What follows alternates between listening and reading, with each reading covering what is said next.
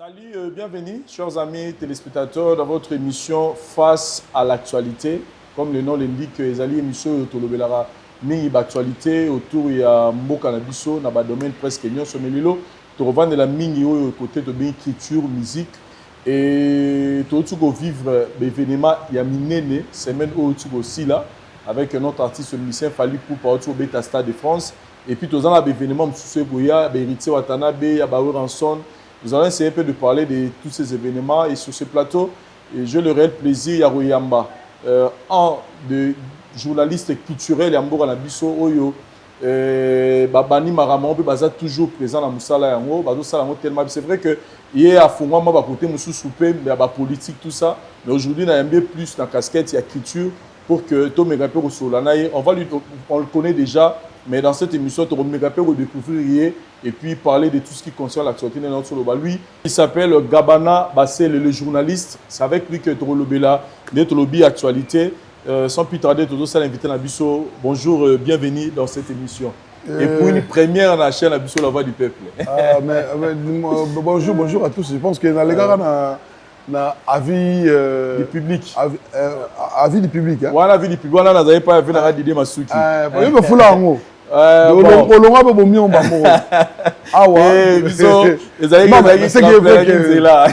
merci d'avoir découvert l'occasion dans la biso. Un plaisir une invitation à yo. Et ça fait pratiquement 3 ans. L'émission dans les grands mots. Très bien. Donc l'émission parlait sur la musique que je ne voulais pas. Voilà. Parce que on dit voler on a la kenda, voler politique. Tu comprends, journaliste c'est moi musique, comment politique. Les gens ne comprennent pas. Moi je fais la politique, mais cette politique, la politique culturelle. Parce que ils ont la branche belé tu exploites en gros, mais politique culturelle les attirent dans beaucoup de. Alors on a plus au Kenya parce qu'il y a beaucoup de choses où beaucoup de senga to adapté en gros. Parce qu'aujourd'hui la richesse, la première richesse c'est la culture. Après, venez voir, Fali Poupa Lelo a réunir communauté africaine, européenne et puis américaine dans le Stade de France. C'est pour dire que ça, c'est une manière de faire voir que la meilleure politique que le Congo bénéficie, c'est la politique culturelle. Très bien. Alors moi, je me suis focalisé sur volet culturel pour apporter moi quelques quoi et ils ont la politique tout déformé en gros et même la politique comme nous avons les choses alors on a batumsu peut-être oyebani mais na ningi lelo toyo koto ba moi parcours na yo lisolo ya télévision et utu wapi parce que ozana ndeko na yo toyebié fila basele ou aza plus na musique est-ce que influence na yepé joua oya na télévision to yo posala nzela na ndenge na yo bon naï moko na un liste. Oh, yo posala musicien? Oui, non, un liste. Avant fila to non, fila koko di koko na famille na ma musique. Très bien. En fait, quand on a cola, déjà fila se faisait artiste moto à l'époque quand on a Mickey hein. Faut fila comme on est Jean Fiston Botosi. Et on a fait la respect trop. Comme on a collé les arabes Botosi. Alors, doux. Alors, il est tellement calme. Hein. Alors, si tu as un cola, tu as la culotte. Pour atteindre la Bondeko. Complexe que épée Bondeko. Tu as 7 Kikouni, collègue dans la classe. Vraiment, tu as belé. À l'époque, tu as un temps à l'époque, chez les Arabes, RTNC. Alors, ngai na bandaki kozoa ko interpréter Papa Boloa. Yes ko comme on a été tono benge Papi Betes. De ton sapson balé. Wana ngai na ozoa. Bande wo bolingo mission nganda banga. Lelo to mbi Papi Betes, mona mboka, na mbi yo. Mbote na yo. À l'époque, j'étais encore mineur. Il y a Papi Betes, star. On essaie déjà de faire des choses comme ça. Après un certain temps, tellement ma musique est dans la famille. Et tant qu'on a un groupe de musique, nous on avait aussi un orchestre na biso, là c'est l'orchestre Écho des Stars. Écho des Stars, tu es maintenant un héritier. Watanabe, ok. Et tu as Chico Sam Lumière, on a orchestre ya Balabala. Bon. Voilà, Nagitambo. Nagitambo, il était tellement intelligent, mais il faut que vous pas bango. Il faut que vous pas bango pour voir hériter et venir s'adapter à la voix nyonso. Qu'est-ce qu'il y a il y a quartier tout ça. Mais vous avez ma chance de travailler trop tôt. On a que zoyer tellement maman on a tant mingi et na mo na que zoyer pas bango na Équateur, avenue Équateur na Kota ça Vélodrome moi là. Kota ça le Vélodrome. Na zui wana e mo ngane mo somi mikate na somi na je na palais na somi mikate na Likayabu. Tu es na avenue Lusambu et na place mo mo chantier mo to vandi là. So to lié to venu voir banaï, c'est comme ça. Et déjà journalisme zanga déjà na makila déjà la manière pour s'adapter nango même temps à l'époque on a tenu de la Gombe et elle mission à l'égard de l'enfant banero yamba on so bana miké école secondaire ba représenter des missions ya jeunesse biso banozo biso to que ça mission à l'égard de l'enfant à l'époque on a raga c'était comme ça et après et Kotanga déjà et Kotanga même si on a fait la musique moi j'ai été même d'ailleurs musicien à Wenge référence Yamanda chante. Ben oui, et puis. Dans quatre orchestres, et puis même orchestre, il fallait talent latent. Quand Fali est parti, ben une nouvelle formule, il y a talent latent. On avait au musée malade, malade. On a écouté Emmanuel Macron. Il y a un Zorasko comme un petit Fali, il y a un s'adapter au Fali. On prépare comme un leader. Bis d'autres musique, parce que musique, tu es au quota talent latent. Mais à l'époque, on a déjà ma classe de examen d'état et puis il y a un fil là déjà assez à Betty par Reddy à Miss à l'époque. Il y a une nouvelle alliance dans Basselé Kibinda. Une nouvelle alliance, il fallait Azad d'abord na Kibina Koi. Badagi Sélé, Doli, Fila, na Fali. Donc, Sélé, Doli, leader. Fali na Finlandais ba ko tia bango poids ba na musique ya typique ba ko ta siko na mbunda fait fil à côté à chant Fali côté luketu côté gobina côté chant donc c'était comme ça de bango biso ko balek na bango on s'adaptait tout mara lo lengi wana mais vraiment c'était pas vraiment zebna on a biso pénaté très bien. Et si on se retrouve au vendis à quel moment est-ce qu'on a que quand on a eu diplôme, comme j'aimais beaucoup le journalisme, et un garçon qui s'appelait, un monsieur qui s'appelait Claire Bobinan dans la CMB, et on rendait ça, yo, vous avez ma casse, il y a musicien, et puis, même si on a peu de au côté, on s'en mission, mais Kenny Piana a solo, parce qu'à l'époque, Kenny Piana, intervenant, il y a Mishmima. Mishmima, ouais, CMB. Alors, si on a besoin de Azan Kinshasa, Azan juste dans le côté Malebo, dans le magasin qui t'a dit. Tu TV, toi, Zanika? Bon, alors ça, ma production. Ok. Alors, Babi n'a pas lettre déposée. Na bossa na nga pe na va na comme na usa examen d'état et puis na bani université na bando ça na besoin ça droit. Donc première année na G2 na droit. Tellement peu exactement bousculade dona papa na biso on est au tia so machine na niveau va parler. J'étais un peu traumatisé. Na bina pema. Tic na aussi c'était pour G3, G2 na G3 tellement brutalité mon papa dans sa famille j'ai sa famille na robé ta monter mais na bina vendre comment na vendre na monisco Kenny Piana ye oh vieux les zona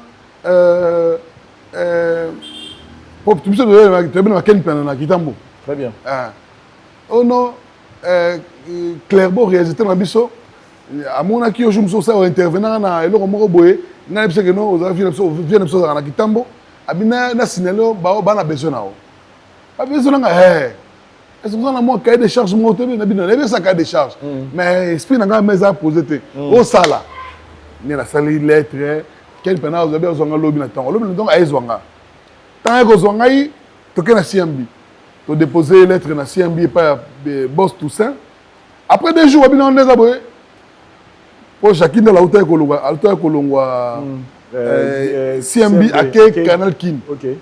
Alors à partir on a des abonnements chaîne moi encourager et puis ma musique Comment tu vas pour ta millier déjà donc à l'époque déjà parce que je suis l'unique chroniqueur de musique qui en fait dès que je suis là n'ayeba fali liboso ya bon on a faute liboso na bino nyonso ba Joka ba Zakari ba de tout parce que moi na gitambo biso na fali dans la frontière makelele donc on a tout à peu près les premiers qui ba fali ils ont 3 minutes fallait pas na biso ils ont 3 minutes quand ta famille maman la bango na gitambo wana non famille mais fallait ndé moi na bandal quand on parle de bandal chez bango ndé wana na bi pa ndo ya la famille maman la bango na gitambo balakisanga venir on n'avait pas Guilé Lomboto on n'avait pas Guilé Lomboto c'est l'ami intime ora Guilé Lomboto sala maison de sécurité Guilé Lomboto c'est l'ami pendant à Fali. Il a souffert avec Fali. Et on me souvent, beaucoup le Guilé Lomboto, c'est l'ami intime de. À l'époque, on n'a pas pu considérer que Kibina Koyi, tant que vous avez guerre, il y a Nouvelle Alliance Kibina Koyi. C'est les Doli, Fali Fila et Kibina Koyi, Nouvelle Image, Doudou, na Bijou Moulolo. Et ça y est bon. Parce que Bissou m'a pété ma Fali, ce que pour encadrer. Bon, c'est pourquoi je fallait mettre des concerts. Il y a des fubu. C'est quand on a mis réunis. Si on a des concerts, on a des tambona. Il y a des zones, il faut pas faire et pas ma collègue. Je me suis dit que la pancarte. Fubu, moi, la pancarte. Là, chez Bisso, est-ce qu'on atteint de la Gombe, naïba, fali, na kimanango, na gana chic. Obi comme nous le samedi. Ba fatiga lali ay ba zele kati 12h façon à parler na yiba parce que bilamba na tongo na kenango chic à l'époque fallait nga kenebo il se pose des questions mais fille mais petit non bilamba ça non oh non babio gabanam ta yibi yango azu yango kenon classe ponga na ken chic à l'époque hein so fanatique ya la jibe ba wera bana mindele non na yiba na zoni 13h na kutu ba la na boye lamba nga na moto na sundoli donc c'était comme ça. C'était quelqu'un que je maîtrisais mieux même. C'est-à-dire que en fait, au côté de la TV, parce qu'ils avaient déjà milliers. Je me suis habitué à ça. Et tout le monde c'est dans la CMB de Bandi. La CMB DJ. La CMB DJ. La longue CMB DJ na ke Biati Africa. Biati Africa na ke Nzono Télévision. OK. La Nzono Télévision na CCTV. La longue CCTV na Congo Media Channel. Là so pena au Tolobaki au place pour nous vendre ça comme Oui parce que na Congo Media Channel na bandi na 2008, na longue na 2016. Donc 8 ans. Et Congo Media Channel na longue na Baraka na Merki Télévision na longue na RTNC de Bago Zwanga. Bamonara parcours ils se sont dit ben c'est RTNC 3 RTNC 3 il faut qu'il y ait des jeunes des jeunes image à Sika la chaîne expérience de ce qu'on partir à RTNC 3 RTNC 3 on a aujourd'hui même on a sali émission à RTNC 3 et tombe mi chaîne Benegas comme na Audimat 3e na carte sondage et nandeng na ko ma élection et puis kozonga na ngasko ne ba kozonga skoyo engagé dans RTNC 1. Donc actuellement, je suis dans RTNC 1. Mais pendant que nous avons mon repos, on a travaillé dans la chaîne Michel Pivos comme consultant. Plusieurs chaînes. Il y a YouTube, tout le monde a vous avez la chaîne YouTube. Non, chaîne les Congo, il y a Gabana TV. Actuellement, nous avons Kimia RDC Congo. Donc ça continue. Vous avez vraiment au four au moulin Kamango. Au bêti solo il y a héritier Watanabe tout à l'heure awa au lobby nini vous avez aussi manaï Mikate na Makayabu wana bena alela auto c'est-à-dire au laxi biso que au bien héritier watana de bien. Siko question qu'on a une et puis tout temps na école moko na Bondeko. Ouais, c'est Saint-Georges était. Il a Bondeko. C'est-à-dire bablo kana nyo so là c'est que aux appelants mutunaye. Ouais. Na ozonga na ba débit tant héritier watana ba otolo ma maison mère sika. Na mona ko pose zara wana. Mais question autour qu'est-ce qui s'est passé aujourd'hui? On voit aujourd'hui bateau yé lobby na sima peut-être bino va s'imposer va bénéficier pe na maman belé ba ke ba poto ba c'est-à-dire na ke na côté la biso presse ba ne belé ba ke ba poto grâce héritier. Qu'est-ce qui a fait que question na qu'est-ce qui a fait que on te retrouve plus pemeni c'est-à-dire nebo bandaka li solango tu étais là. Mais qu'est-ce qui a fait au limois et puis maman au temps na musika alors que héritier za na kati ya li solo na yo. Non, en fait, moi je vis avec héritier au quotidien. Mais sauf que n'embrasse plus. Vous êtes à la recherche de l'endroit idéal pour un séjour sans stress à Kinshasa, la capitale? Bienvenue à l'auberge Magana Center, l'aboutissement de vos rêves pour une tranquillité absolue. Ici, oubliez les coupures de courant 24 heures sur 24 grâce aux panneaux solaires et nos générateurs. En ce qui concerne l'eau, nos citernes haute capacité vous garantissent un flux permanent. Surprise, nous avons des offres spéciales. Profitez des rabais exceptionnels pour tout séjour d'un mois ou plus. Dans nos appartements d'une, 2 et 3 chambres. Magana Center, c'est l'auberge des références à Kasavubu, entre les directions Assosa et Birmanie, sur l'avenue Opala, numéro 87. À Kinshasa, la capitale, Magana Center, sécurité totale, confort royal, parking assuré, auberge Magana Center pour vos vacances inoubliables. Votre réservation et autres détails, renseignements, contactez le numéro en bas de l'écran. Magana Center, Magana Center, extraordinaire. Magana Center à Kinshasa. Merci Papa John Louyeye Magana. Séjour ya malonga na Kinshasa et bongaka boye na kati ya Magana Center. Sukaina. Comme je venais de te dire tantôt que n'a plus la politique culturelle, vous savez, en politique, ça demande des fois des comportements réservés, et des comportements résilients, des comportements... moi, faut avoir attitude. Il y a des gens qui sont il y a des gens qui sont normal. Et prenons par exemple, pour afficher, ce qu'il fallait aligner, il faut finir les fallait. Moi, ça ne passe pas. Parce que quand tu prévois être demain autorité, gérer la chose publique, il ne faut pas verser les autres. Parce que la musique, certainement, c'est au côté. Pour Batouba Lingoming, il faut une attitude morale irresponsable. Moi, je vis avec héritier au quotidien. Mais Batouba, c'est Kayo, on a une vérité. Batouba, c'est Kayo, que Oyagi n'a pas Marambango, mais après, au Tigala Sima, Bamsoubamo, qui n'est pas Mikili, yo, Potozo, qui est héritier de ça, bah événement ils ont marqué vie naie carrière naie a beti basal presque belé déjà la poto et yo za muto falo za la mais au kindaraso ça dit on te retrouve pas dans maramo ba doit moi aussi quand on a une vérité ba doit c'est quand pour na salle ni et pour comment ça dit oza musika ma vérité je venais de dire tout à l'heure que moi je vis avec héritier au quotidien et peut-être c'est que moi je peux dire à héritier d'autres personnes ne le diront jamais. Moi je dis à l'héritier des choses là pour na bien naie. Et Naro Baneli Kamou Ata a tombé déjà. Et après, ceux qui ont raison, parce qu'il m'appelle Gabanero.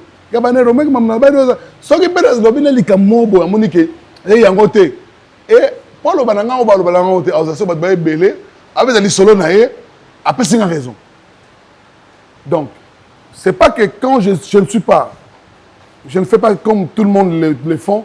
Que Nazana et mais c'est pas moment fort il y a carrière na yo za muto yeba na ye bolia mikate et le lof héritier atana là il va jouer les élites de Paris c'est-à-dire na ndenge ya fierté ya mutu na yo bouti lo ebi lisolo na ye to moni fali par exemple na poto na yo amemi ba misa na ye banana bango to moni doli mafinga to moni seleki binda c'est-à-dire eloko wana bat baolo parce que mineni ne pas na yo ezate za po yo moko lingaka na yo te héritier mais mon poto comme on a bambo comment on taba milliard politique to héritier né en fait pour na relaxa mutu ke olingaka mingi yaka nécessairement que ami mon poto yaka nécessairement que yo sengi poto et puis tu sais dernièrement tu sois du Cambo tu vas na studio alors ça nzembo ya les barons souka na chanson les barons à côté moi ba bloc ba chiluba yo ba muluba te ra katange donc mambunde beti ba prototo mambunda pena ba ya ba luba pena mo chiluba mo lubi na kale ba na kati to ba solo ah mais ndeza boye obiki batutu et mega bongo batutu mama selanga bele ba ngaka ko na me mona po jouer c'est baba na me mona poto na me mana pour que na me mana pour na tika nani nga mona comprendre ah mais bateau va déranger héritier à moment na poto et poto na ba okene pour qu'il donne quoi héritier mais quand la poto ka nengo na bon mais tinga personnellement na za pe chopete mais ce que ça va non mais ce que ça va mais et puis d'ailleurs moi-même j'avais nazaki na idée moko parce que octroi visé dara sokoza ozano en ordre bon bien la vérité na makanisi na ngai je m'apprête le 25 juin dans Paris. Na surprendre si ça va vous plaire. Na surprendre na concert. Ce qui disent qu'on va ça facile. Parce qu'à l'époque, normalement héritier quand on grandissait avec les amis de Kiki Kalombo tant héritier à que Zénith, tant que j'ai présenté que oh comme un héritier non mais n'a pas dit peuple, tu te souviens abi oh peut-être comme héritier banal comme Zénith non on va mettre la Zénith biso tout ba mas héritier to benga Zénith na ndenge wera ko yiba akena ye ba bombi ba weta jibe 12. Donc, pour l'héritier, on a maman 12. Bon héritier, Richard Mwamba, Baïbi héritier, à partir de venir personne en Équateur, on n'a pas Baïbi Ranson. C'était comme ça. Oh, mais Wera Yiba héritier au Yiba. Alors, déjà, il y a des talents héritiers. 12, on a 12 les aralelo. On a dit que c'est un logo. On a dit que c'est un tout avec l'orchestre tel. Bon, quand Limbisanga. Quand on limite ça, il y a 4 anecdotes. Au moins, les leçons, au moins, les musiciens longs. En vrai, oui, en soi, les musiciens belés.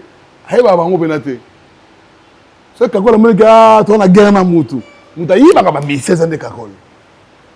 Kakol, n'est pas y va comme musicien. Mais ouais, hérité, ça risque que bah staff benda. Habité, photo y va, toi y va jeune voilà, en attendant. Pas hérité déjà depuis bon jeune âge naé. On savait que ce qu'il doit faire aujourd'hui, et ça l'a déjà au monde. En fait, héritier de monde a fallu. Même fallu, il fallait la Guinée de Guadeloupe, champion du monde et des Caraïbes. Mais le on est champion du monde et des Caraïbes. À Zouarou de notre trophée, on a besoin. À Zouarou trophée, on a. Mais ce qu'il a fallu depuis qu'il y a un Koyi, comment on est Zalara? Moni, fallu on a une logique. Fallu maintenant. Oh, tout le monde a failli les images au Pesa. D'abord, qu'est-ce que tu as fait? Même Natala, il était toujours comme ça. Même dans un mot, l'album la bango, il y a un bien. Il fallait pour pas champion du monde des Caraïbes. Donc, ils arrivent comme on a yé. Très bien.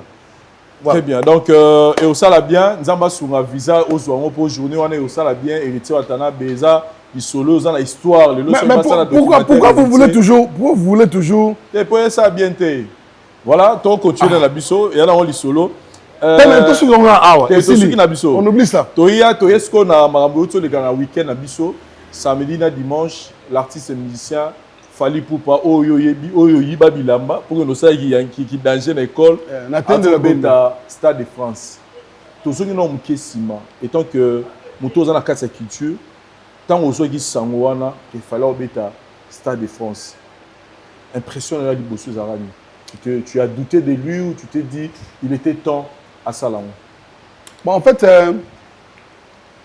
tant qu'il fallait obéir dans le Stade de France déjà, il y avait les deux. Et donc les deux est commis les deux, les trois. Déjà, moi, je me suis dit déjà du fait que tant qu'on annoncera les deux, et jusqu'à moi, 2 jours, billet Sili, billet très Sili, et ajouter le 3e jour. Moi, j'avais trouvé ça normal. Deuxième jour. Mais je me suis dit, ben, c'est ça l'artiste. On m'a dit, Lelo, Tozo, en fait, tu confonds avec Bilom Sous. Tozo, on a des artistes. Lelo. Hein? Oyo, trop qui n'a pas de référence. Fali est en train de dépasser même la limite où papa même va dépasser. Parce qu'il y a au moins ils ont un artiste de la Bataboulay. Avec Olympia 3 fois. Fallait avec Stade de France 2 fois. C'est-à-dire que si il fallait ça dans l'élo, et là qui succès au taboulé à Koufi nango, et ça peut-être un début à carrière internationale.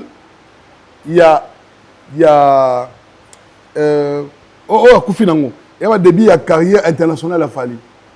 Vous imaginez Olympia Betiango, Zénith Kout Kolobate, ça a tourné à la salle presque belé. Non, c'est pour dire que lui, il a fait des choses aucun artiste de notre pays a pu réaliser. Donc, ça dit que Fali, c'est un phénomène. Moi, je ne veux pas dire à la légende, mais moi, je dis que Fali, c'est un phénomène. Donc, Fali, pour te retrouver dans Mboga Nabison Lelo, hein? Bon, tu prier que Nzamba Salake, moi, trentaine d'années, toujours à trentaine d'années, alors ça là, on a, et à question du Bosso parce que il a déjà réalisé tout ce que artiste international arrivera à ça. Il y a ça, Léon. Dans Ajnin. Il fallait que ça 50 ans. 50 ans qu'on mais il fait des choses comme si, à comment il a 60 ans, donc c'est pour dire qu'il a déjà réalisé tout ce que tout artiste rêve de faire. Donc, ils ont des discussions sous. Moi, personnellement, j'aime me taire parce que quand la journaliste est au milieu du village, je ne peux pas prendre une partie et puis négliger l'autre partie. Donc, vu la déontologie ne nous permet pas, on a recours à côté. Mais le seul du fait que déjà, on a dit que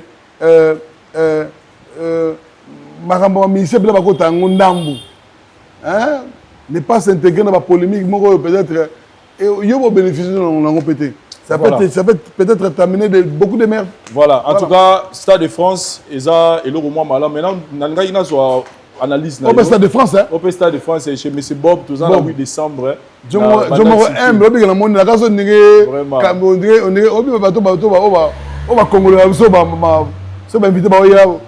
oui, on a bon pour l'émission. On a boulé bon. Tout ça.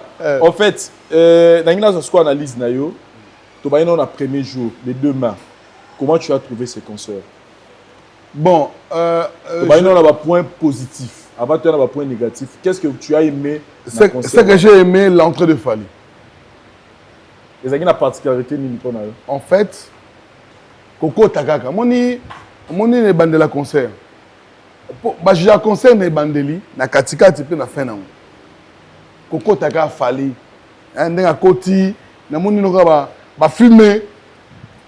N'gé moto quelqu'un qui apparaît et puis il y a bandi na allez tout n'gé ça n'gé ça. Il y a bandi na rumba ya Azmak. Il y a Azmak. Après il y a côté entré na déjà. Et puis il y a un moment où on a place au le 2 hein. Je n'ai pas aimé le jour. Non, parce que j'étais borné. Mais Nathalie va partir, on a monité en retard là.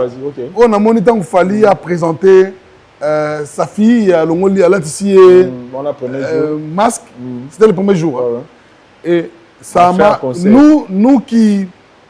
Biso, te perdons ma maman na biso, te bi Valero, te pèsera ma maman na biso. Et en écoutant plusieurs chansons, il a fallu, quand il pense à sa mère, c'est à travers sa fille Malika. Malika. Donc, c'est-à-dire que l'amour que papa alors apporté dans mon anaï, ou à Souka, c'est ça qui m'a éduqué. Avant-dernier. Avant-dernier, bon. Et c'est-à-dire que l'enfant représente sa mère. Okay. Donc, là, on a moni, il y a bien.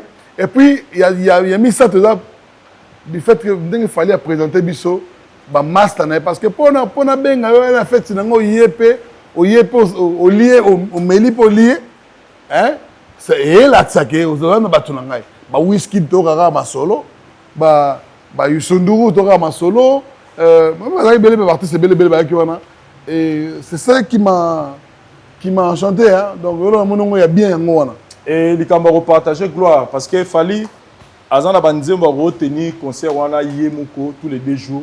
Mais il a partagé la gloire non seulement dans les missions étrangers, mais dans les missions en Mboka. À l'occurrence, au monde qui y a New Kalungo. Comment tu as trouvé ça? Non, mais je n'y pensais pas. J'étais super. On avait Jossar Abimi, président Jossar, président Sokoda, Abimi. Donc, je me suis dit, mais il a aussi donné l'occasion. Il y a Génération Oyabiso. Génération 7, 6, 5, va retrouver aussi Jossar et qui venait d'ailleurs au concert en Zénith. C'était un concert réussi. Comme on a pensé que balé qui n'avait pas Gez Mawete, Belé, Bazaki Wana, on peut pas prester. Non, la diversité culturelle, c'est ça qui fait aussi l'évolution,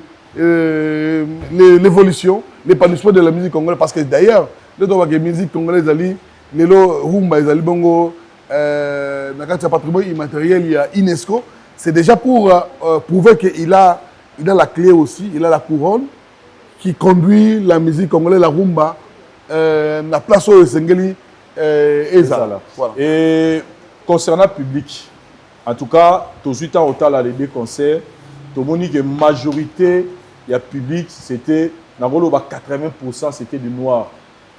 Et bon. On dit au sali comme analyse, moi je pense que les noirs ils battent ici stade. C'est sûr que les noirs battent ici. Na bombe l'automne la fête hein. Soko bengisi bata famille na bino la fête.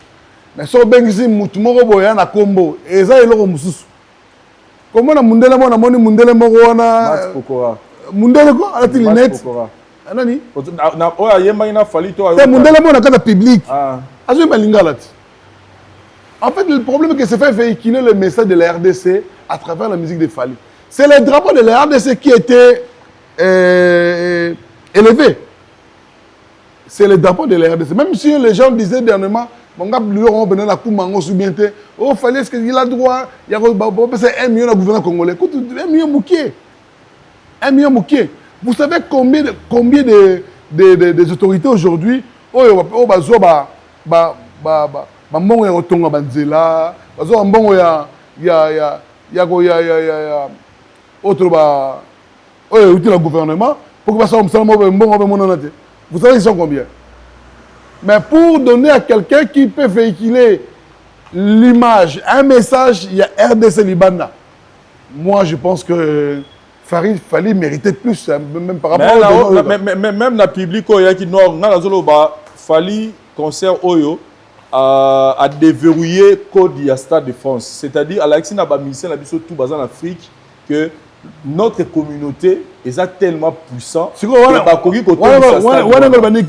Fali avec le Stade de France, non, c'est-à-dire qu'à l'Axine, avec une bonne organisation, avec une carrière mourir bien, bien. Parce que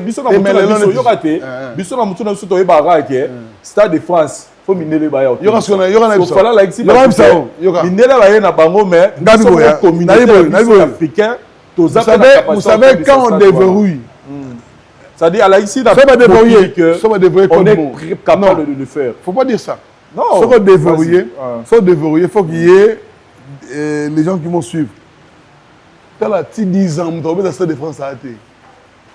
Après, c'est espoir. Après espoir, hein? Après espoir. Après, c'est espoir, que c'est possible. Papa. Tu as lobby que tu as lobby ça. Espoir. Lobby que après, c'est espoir. Ah, la capable. Tu m'as na mon équipe 15 mawete. Après, c'est date na stade de na stade de Martyr année prochaine. Là, nous parlons de la... Non, il y aura une réflexion à place de ça.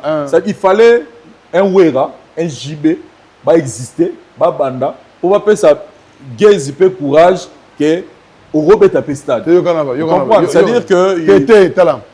On m'a dit Wera peut le faire. JB a la facilité de le faire. On a appelé si exemple. Exemple, on a concrétisation pour ça, on réflexion. Wera peut le faire, JB peut le faire, tout le monde peut le faire. Maintenant, on a un Wenge, on va concert le lot.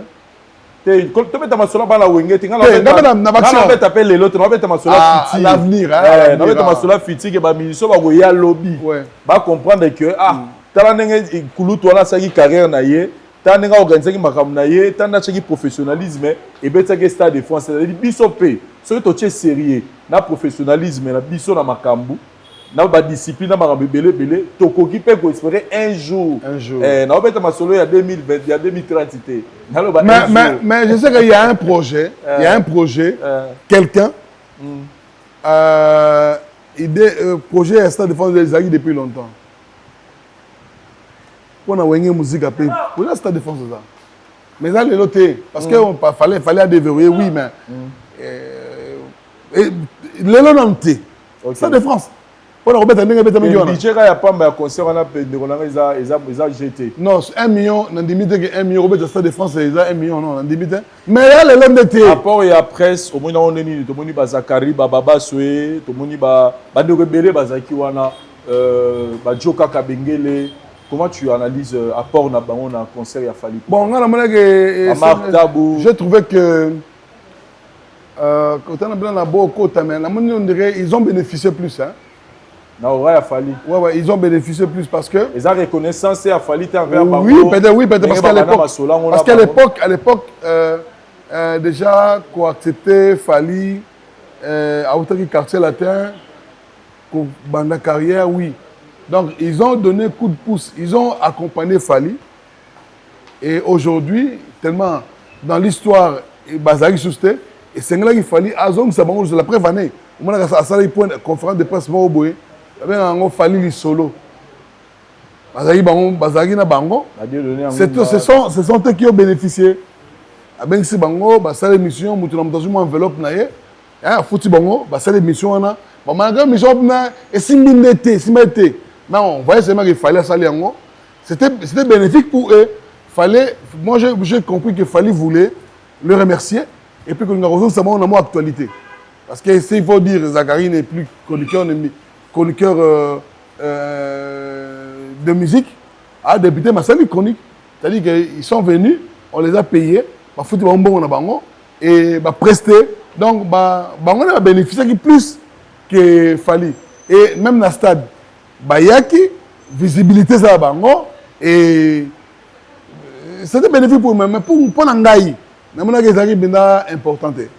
C'est-à-dire que bateau on a pour 2 mois c'est important. C'est important parce que là il fallait culture la représenter pour moi là je te l'ai dit hein sans rancune hein pour Nanga fallait mon peut-être moi Vincent Chirus Morozawana, Bamoni Frank Stemay Morozawana, Bamoni Tony Koko Moroboyazalaïwana.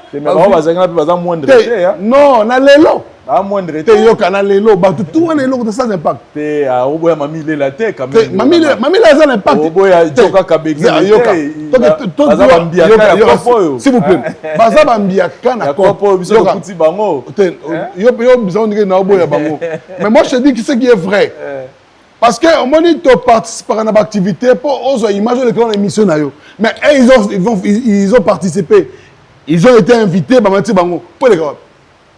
Il y a un concert de l'équipe samedi. Hein? Dimanche, image d'avant l'équipe de la chaîne. Moi-même, RTL, c'est ma mille la image à Yemoro. Yo mena Zakari. On Zachary Djoko, on a dit que Mamie est là, comme dans la Caribou variété, à la image naïe et les autres, ça va passer où? Ça impacte. Et à Babylone, ça a un sentiment. Fallait voulu le remercier pour Atombo la Bango. Mais c'était bénéfique pour tout ce que Fallait a fait pour les Djoka, les Zachary, les Serge Kaye, mais sans impact. Est-ce qu'il a conçu vraiment? Imaginez ce qu'on a Gabana des Aboye, à Kenan Mikilité de Baloba. Hein? À Kenan en France, Paris à Côte d'Até.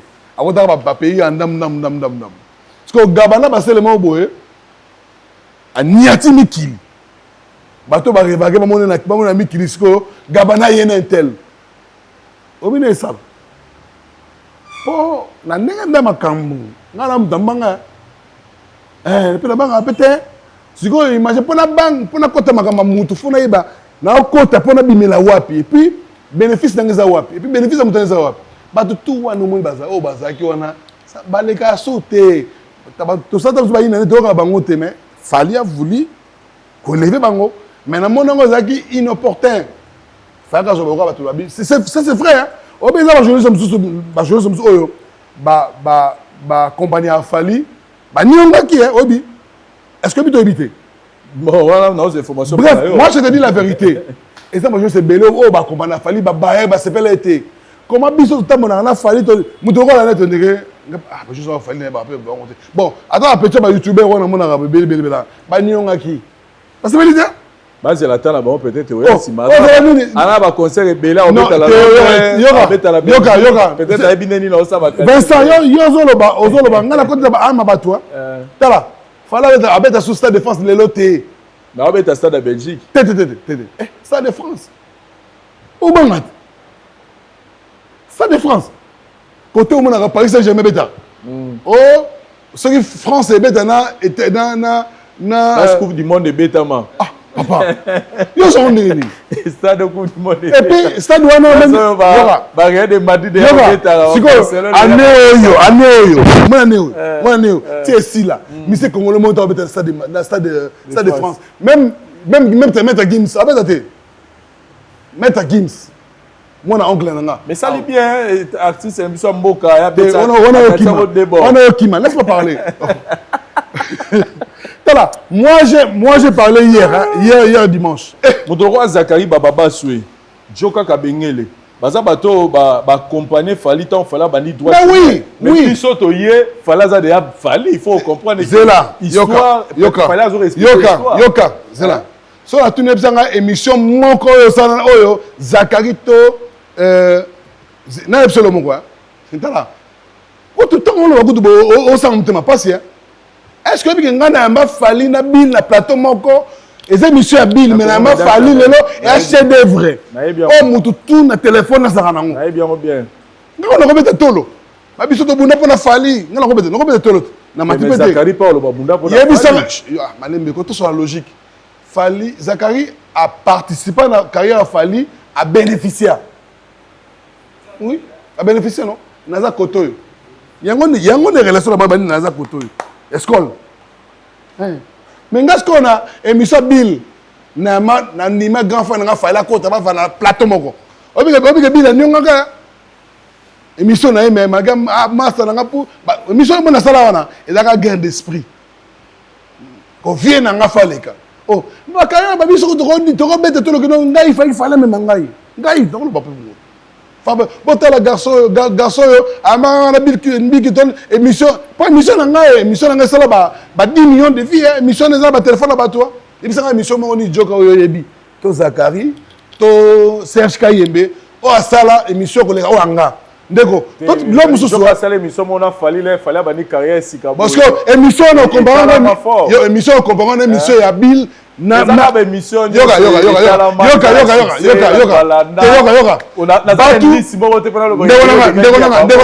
dans la logique hein nzamba otala biso l'homme sous to na basa moi je n'ai pas intérêt fallait me moi je m'en fous parce que moi je suis en bon terme avec mon grand frère et voilà mais avec ba on va bénéficier ce que ça pour na bongo ke bango fay ba zo bon ngabi faut na beta tolot parce que ton fallait ça là album né ça c'était il y a Traveling Love ça la featuring il y a na la dame l'américaine. électrique.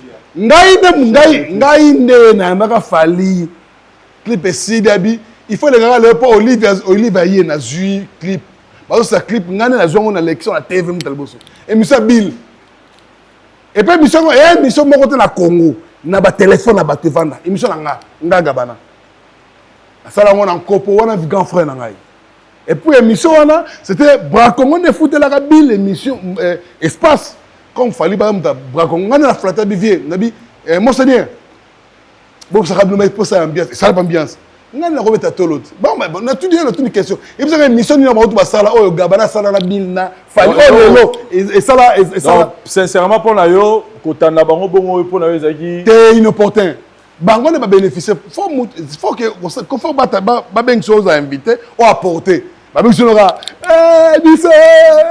oh et après vous apportez quoi mais comment ta ça c'est pas là non ça na bien les amis c'est pas là non toi c'est pas là nous sommes tous bana côté moko hein na ba ndengona mais elo ngazo lo baké ya sai so tali na TikTok là au moins la vidéo est apportée et puis fali na sai et donna sai des fois na concession ya bamba fali bon ba tout le tangana na o bamba fali bon nani mais qui sait quand madame tapunza la terre c'est mon vieux nabibo baba ta passe en fait kolban bio ko mettre ko ndenge ngana ça dit Zakari Ozanga maintenant fali dana moi Zakari ben nous ça on ko ça yo tala viens Serge Kaimba a 1000 euros pour fali viens nga ba viens nga te bala capacité ngala bango yoka baba ta passe nga ta passe yega o Zakari tambula pa yega ya pa ba on tambula tala ça vaut c'est que na comprendre sai amataki polo sani bamboko bambongo ça yagi asaki moi comédie na ye a sexy batu bon siko ba fait ba sani mais ba ko ça et moi avant fallait mata ba ça bon na tout ni est-ce que petit Samson nani ikade ya mazaide azaki pe wana yoka amata ipe bon masango biwan comme nani les gars d'être na biso papi bon azaki te pas mi la moda yete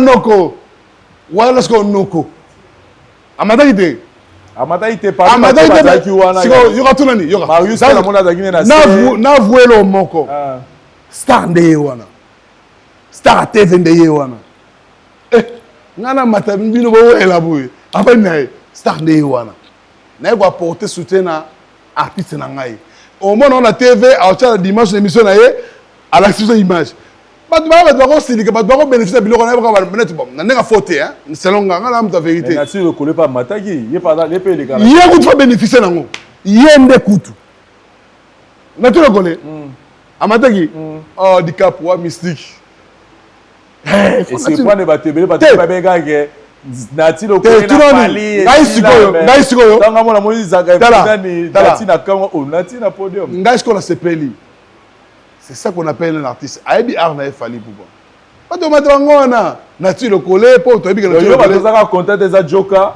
Zakari ba bénéficier ah ba bénéficier problème là ba particulièrement ba vient nga on a problème de ni o Joka tala moi Joka tangu héritier à l'orchestre parce que fait tout ce rôle là na loba to sola on m'a dit héritier à l'orchestre wana orchestre héritier obi nga proposer héritier ba tout monde ba keni piana ba pacho to ba nga to proposer héritier Joka Kabengele tout héritier au proposer qui tout héritier Joka comment il na ba froideur comment na froid na JB autant est-ce que talent na ye travail na ye pour tant de petit concert il y a Roméo na comprenant qui climat mo rezala qui na Roméo hein talaka ba monsieur héritier ça c'est une vérité que je ne peux pas exposer comme ça la plupart de bele ba soutenir héritier ba ta JB mais moi climat mo rezala qui a bien té ba monsieur JB ba no héritier ko to la biso ba to la biso Joka petanga azala qui na mi yo soit son héritier. Son héritier est son vérité. C'est-à-dire que c'est moi-même qui ai dit que l'héritier, mon désaboué. Il faut le côté tout. Oh, mon mari, non, désaboué, bah, on va apporter yo.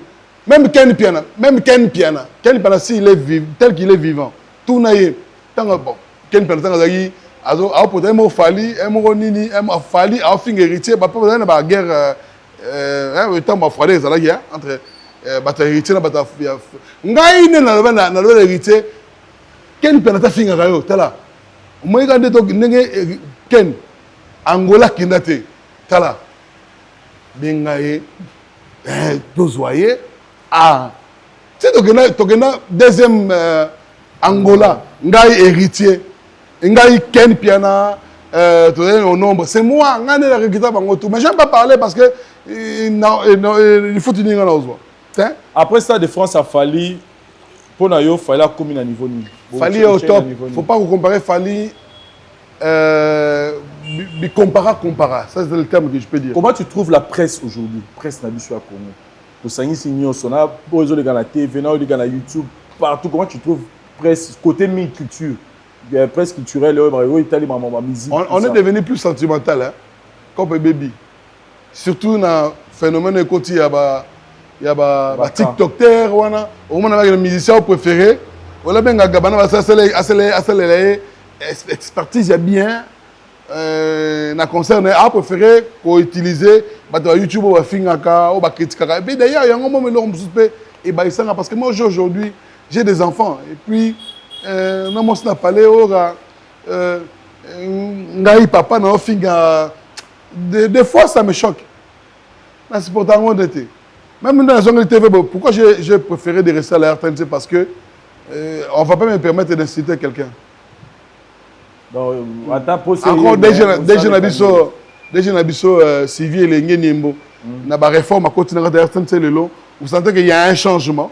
Et pas même le bloc à Sikapena, donc journaliste de RTNC, tu dois être bien posé, stable et il s'occupe plus de la jeune et au tchab gens tout na place la bango et puis tu la place la bonne on a pas beaucoup de dérapage bilo moi ba sentiment même tout ce que j'ai dit peut-être monsieur mamso na lobby wa et moi ne continue na ba bilo moi ndingo ba j'ai dit moi gila wana ça rappelle moi voilà ce que biso voilà ce que maman ndule voilà nous sommes bébé biso viens nous ça Zakari voilà viens nous ça hein.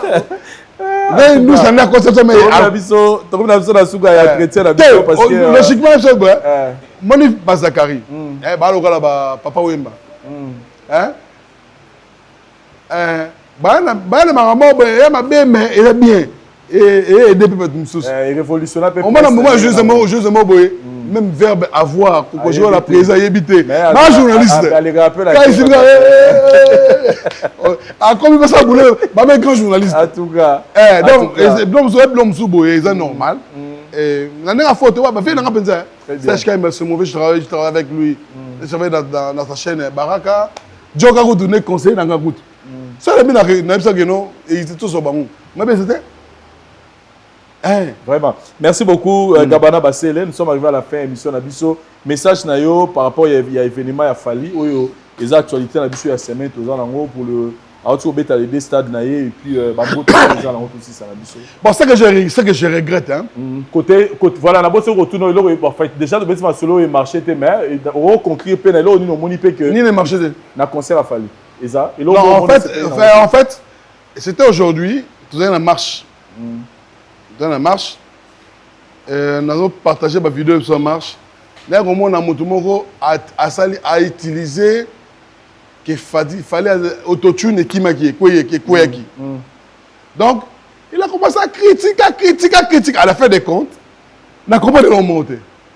Donc, tu vilipendes ton frère qui est allé lever le drapeau de la RDC à travers la culture ailleurs, dans un pays où le président Macron, c'est notre ennemi, mais bon, critiquer le monde qu'il fallait pour pas autotune et quoi. Oh, vous bébé, est-ce que c'est ça le problème? Donc, le problème, c'est autotune. On a déjà expliqué que l'autotune est servi à son studio. Même dans le concert, on l'utilise. Mais ce qui autotune est quoi? Où est le problème? Donc, nous sommes qui ont fait salaki, bobo sani, bozo le romo. Deuxième chose, la babi fali masque à l'attaque, basi va venir décortiquer, signe. Tout ça pour ça. Parce que ton frère a eu un stade, a tombé l'honneur à Congolais, parce qu'aujourd'hui en France, on en parle. Qu'il y a un artiste congolais, parce que la France, le stade de France est Betamara. Mais Ngouma, c'est la France. On parle de la RDC. Ah, pays où on a un garçon, le monde, la coupe d'Afrique, alors tellement. Donc, l'histoire se répète. Et ça va prendre tout un mois. On parle de cette production en France. Même si le Tolexi, une semaine, 2 semaines. Mais, attitude où on a un stade de France, où on a un même ailleurs. Parce que ça nous aide pas. Et puis ça va pas, et puis c'est absolument malhonnête du fait que frère Nabiso a sali marama bien, tout Congolais, il doit les soutenir.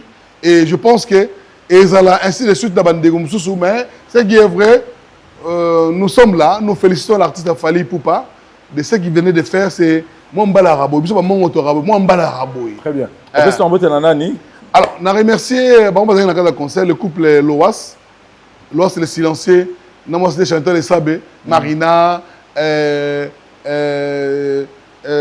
Bananioso, Badana concert wana et na bande comme sous na bazabele au bazaki na concert wana ko boire na ko asuste mais parce que mbote mingi na petit na ngai Sama Ponclé garder ba faire propriétaire de tous les dossiers parce que mbote mingi na Jidi Yeta ba on va tamona nanga après c'est mbote na mère tala ko so après mbote na mère te ils avaient na après mbote na Esther Mezi Manata la maman des garçons. De là, tu es plein de bonnes choses. Tu sais que je t'aime beaucoup. Vraiment. Et puis, je suis revenu à la télé parce que je n'ai pas mouqué pour apprendre moi, je suis belé à politique. Hein. Et je suis déjà télévision sur la RTNC. Hein? Émission Ganda Banganga. Et avec une nouvelle émission Tremplin. Pour la jeune talent, pour la poto, mission na poto. On a besoin de promotion à Kinshasa, donc je suis là. Après ça, nous on a contact, tu parles avec toi, on a besoin de ça promotion. Bon, on a habité, même sur Facebook, on a TikTok. TikTok les communicateurs privés du chef. Na TikTok nanga, na Facebook Pierre Bassele, soit Pierre, Facebook Aliboso, Pierre Bassele, et Balé. Gabana Bassele Pierre. Donc là, au Zwanga, sur le numéro de contact, je pense qu'à travers cette émission, donc tout artiste, on a besoin de la promotion. Sur l'RTNC, nous sommes là pour vous servir. Donc, je pense que ceux qui ont bossé, ils viennent avec Ricard de Lumbu et la personne file à Bassele Mbote. Très bien. Leader va être F. Voilà. Merci beaucoup, Gabana Bassele. Merci à l'équipe technique Nabiso et Sungi Biso pour te présenter une émission à l'élo. Et Nabiso Moutoumoro. Blandine Bapembe, la patronne, à Ota Labiso. Voilà. Il y a dans la budget. Par vous, c'est ça, au caméraman assurié. Sinon, merci. Na bande retour au Botali Biso, na Stade de France, Louche Bar et Sorte, na 8 décembre, na Banda Sikina, na Sika Boer, au Pema, au Lia, au Melablo, bien, puis au la Sika Kimia. Avec M. Bob. Chambre Zalapa. Chambre Zali. Ah, pour la monnaie, déjà fraîcheur et Zali. Ok, d'accord. Voilà. Sinon, tout le monde prochainement. Merci, bye. La voix du peuple, oh, la voix du peuple, oh, c'est bien, oh. Vincent Chilouizi, étoile de la presse. La voix du peuple, toujours longueur d'avance. Les informations partout dans le monde.